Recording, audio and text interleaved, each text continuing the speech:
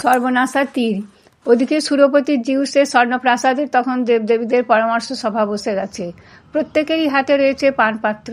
প্রায় সকলেই তখন তাদের সোনার পানপাত্র উজাড় করে সুরা পান করছেন। জিউস পত্নী স্বয়ং হেরা নিজের হাতে দেবগণকে সোমরাস পরিবেশন করছেন। সোম পান করতে করতে দেবতারা মাঝে মাঝে মর্তলোকের ট্রয়নগরের দিকে অবজ্ঞা ভরে দেখছিলেন। জিউস কিন্তু মর্তের এই যুদ্ধের ব্যাপারটি বেশ রসি উপভোগ করছিলেন। হঠাৎ তার মনে হলো পত্নী হেরাকে সামান্য উত্তেজিত করা প্রয়োজন। দাড়িতে হাত বোলাতে বলতে তিনি স্ত্রীকে বললেন, দেবগণ, তোমার তো সকলেই জানো এখন মর্তে কী ঘটছে। তবে এই ব্যাপারে আমার সবচেয়ে আশ্চর্য লাগছে, স্বর্গের দুই শক্তিময়ী দেবী হেরা আর এথেনা মেনেলাসের সপক্ষে থাকা সত্ত্বেও সে কেমন অসহায় হয়ে পড়েছে। দেবী হেরা আর এথেনা ওকে কিছুতেই সাহায্য করতে পারছে না, অথচ দেখো আফ্রিদিতি কেমন সুন্দর কৌশলে তার প্রিয় মানুষটিকে মৃত্যুর মুখ থেকে বাঁচিয়ে চলেছে। তাই তোমরা কি বলো, ব্যাপারটা এরকমই চলবে? সত্যি কথা বলতে কি, দৈত্যদ্বন্দ্বে মেনেলাসই জয়ী হয়েছে। এখন তোমরা যদি সবাই রাজি হও তাহলে শান্তি ফিরে আসুক, ট্রয় বাঁচুক আর মেনেলাস তার স্ত্রীকে নিয়ে নিজের রাজ্যে ফিরে যাক। অন্যান্য দেবতাদের উত্তর দেবার আগেই হেরা কিন্তু ঘটনার মধ্যমণি হলেন। জিউসের এই বাক্যবাণে তিনি যৎপরণাস্তে ক্রুদ্ধ হয়ে উঠলেন। কেবল তিনি কেন, এথেনাও, কারণ তারা উভয়ই চান ট্রয় ধ্বংস হোক। কিন্তু জিউস ছিলেন ট্রয়ের সপক্ষে, তাই তাঁর কথার বিদ্রূপ উভয় দেবীকেই ক্রুদ্ধ করে তুলল। জিউসের মুখের উপর কিছু বলার সাহস ছিল না এথেনার। তিনি বাক্য সংযম করলেন। হেরাও ছাড়বার পাত্রী নন। সরসে তিনি বললেন, দেবরাজ জিউস, কেমন করে তুমি ট্রয়ের এই অন্যায় বিরক্তিকর কাজে সমর্থন করছো তা আমার বোধগম্য হচ্ছে না। আগাগোড়া সমস্ত বিরক্তি সৃষ্টি করেছে প্যারিস। এখনও সে অন্যায় করে চলেছে। সে ভণ্ড, সে অসাধু। তাছাড়া এতদিন ধরে আমি যে এত কষ্ট করলাম, মাথার ঘাম পায়ে ফেলে আমি আমার অস্ত্রটিকে নিয়ে গ্রীসের বুকে ঘুরে বেড়ালাম, সৈন্য এবং অস্ত্রে তাদের শক্তিশালী করলাম, তা কি পশুশ্রম করার জন্য? এখন তুমি বলছো ট্রয়কে বাঁচিয়ে শান্তি ফিরিয়ে আনতে। ভালো কথা, তুমি যা মনে করো তাই করো, আমার এতে কোনো মত নেই। হেরা জিউসের ধর্মপত্নী হলেও এই দুই দেবদেবীর মধ্যে দিন রাত ঝগড়া লেগেই থাকত। কেউই কারো উদ্ধত্ত মেনে নিতে পারতেন না। হেরার রোষ বাক্যে জিউসও রেগে উঠলেন।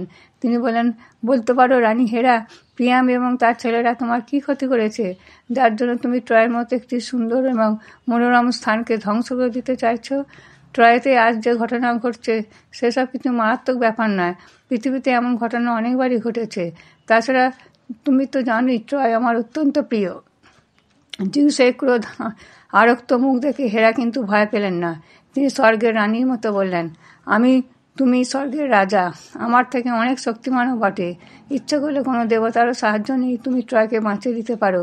কিন্তু আমিও স্বর্গের রানী, তোমার স্ত্রী। পৃথিবীতে আমারও কয়েকটি প্রিয় নগর আছে। আজ যদি তুমি সেই সব নগরের প্রতি অসন্তুষ্ট হয়ে সেগুলিকে ধ্বংস করো, আমি তাতে বাধা দেব না। ইচ্ছে না থাকলেও আমি তোমার মতে মত দেব, কিন্তু তুমি তা করতে চাইছো না।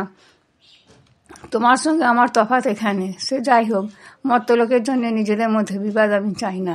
আগে থেকে শান্ত স্বরে জিউস বললেন, বেশ, বিবাদ আমিও চাই না। তুমি কি পরামর্শ দিতে চাইছো তাই বলো। এই মুহূর্তে তুমি এথেনাকে মর্তে পাঠিয়ে দাও। সে যুদ্ধক্ষেত্রে চলে যাক, একটা বুদ্ধি বার করুক, যা ডেটেডানরাই যে প্রথম শর্ত ভঙ্গ করেছে এ কথা প্রমাণিত হয়। আমি আশা করি তুমি কথা রাখবে। তোমার স্ত্রীর সম্মান যাতে ক্ষুণ্ণ না হয় সেটাও তোমার লক্ষ্য রাখা উচিত। হেরার কথা ফেলতে পারলেন না জিউস। অবশ্য জিউসের মনোভাব বোঝা ভার। হয়তো মনে মনে তিনি তাই চাইছিলেন। হাত তুলে জিউস বললেন, তথাস্তু। দেবরাজের আজ্ঞা পাওয়া মাত্রই উল্কার বেগে পৃথিবীতে নেমে এলেন দেবী এথেনা। ধাবমান উল্কার আলোকপুঞ্জ দেখে ট্রয় এবং গ্রীকবাসীরা বেশ অবাক হয়ে গেল। নিজেদের মধ্যে বলাবলি করতে লাগলো, নিশ্চয়ই কোনো দেবী স্বর্গ থেকে কোনো সংবাদ নিয়ে পৃথিবীতে আসতেন। এর মানে একটাই, হয় যুদ্ধ নয় চিরশান্তি। এর উত্তর তো এথেনা জানতেনই, কিন্তু তিনি সশরীরে পৃথিবীতে অবতীর্ণ হলেন না। একজন ট্রোজান যোদ্ধার ছদ্মবেশে গিয়ে হাজির হলেন লাইকায়নের পুত্র প্যান্ডারাসের কাছে। সে ছিল একজন দক্ষ তীরন্দাজ, কিন্তু ভীষণ বোকা। ছদ্মবেশে এথেনা তার সামনে গিয়ে বললেন, প্যান্ডারাস, তুমি কি চিরদিন সাধারণ সৈনিক হয়ে থাকবে? প্যান্ডারাস দেবীকে চিনতে না পেরে বলল, কেন বলো তো হঠাৎ তুমি একথা বলছো? কারণ ইচ্ছা করলে তুমি এখন সমস্ত ট্রোজানদের মধ্যে বিখ্যাত হতে পারো। তা কী করে সম্ভব? আমি যা বলবো তাই যদি করতে পারো। আমি জানি তুমি তীর ছোড়ায় বেশ পটু। যদি সাহস করে একটি তীর মেনেলাসের বুক লক্ষ্য করে ছুটতে পারো, আর তাতে যদি মেনেলাসের মৃত্যু ঘটে তাহলে ট্রোজানরা তো বটেই, স্বয়ং প্যারিসও তোমাকে বুকে তুলে নেবেন, তোমাকে আশাতীত পুরস্কার ভরিয়ে দেবেন। একথা শুনে বোকা প্যারাডাসের বুক গর্বে ফুলে উঠল। এর পরিণাম কি সে একবার চিন্তা করল না। সঙ্গে সঙ্গে সে তার 16 হাত লম্বা আইবেক্সের শিং দিয়ে তৈরি বিশাল ধনুকটি বাগিয়ে তাতে তীর সংযোগ করল। তারপর নিমিষের মধ্যে স্থির লক্ষ্যে তীরটি মেনেলাসের উদ্দেশ্যে নিক্ষেপ করল। আগেই বলেছি প্যান্ডারাস বুদ্ধিতে বোকা হলো, সে ছিল অসাধারণ তীরন্দাজ। তার ধনুক নিক্ষিপ্ত তীরটি শাঁ শাঁ শব্দে বাতাস ভেদ করে উড়ে চলল।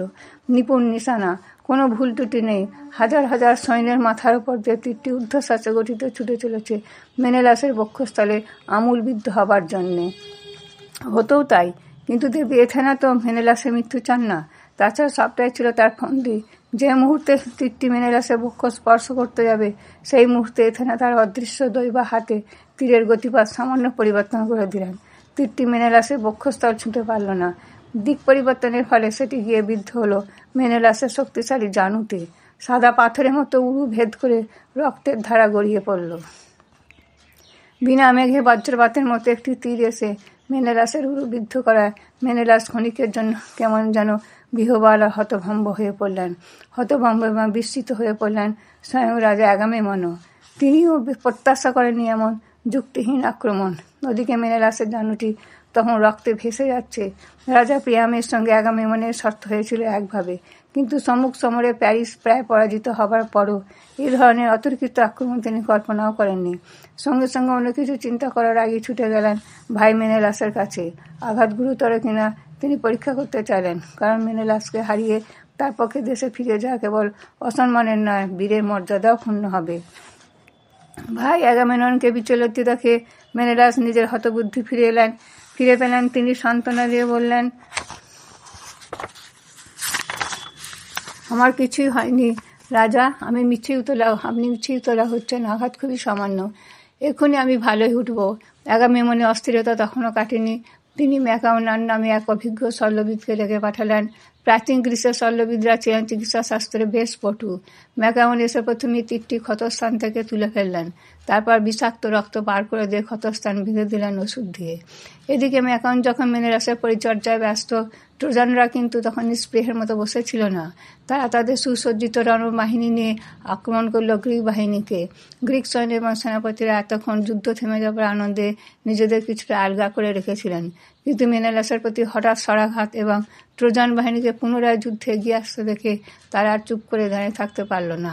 তারাও সব শিক্ষিত সৈনিক, তারাও নিপুণ যোদ্ধা। অতি অল্প সময়ের মধ্যে রাজা আগামেমনের আদেশে তাদের কানে পৌঁছে গেল। আর সময় নষ্ট না করে প্রতি আক্রমণে তারাও তৎপর হলো। খ্যাপা নেগড়ে বাঘের মতো একে অপরের উপর ঝাঁপ দিল।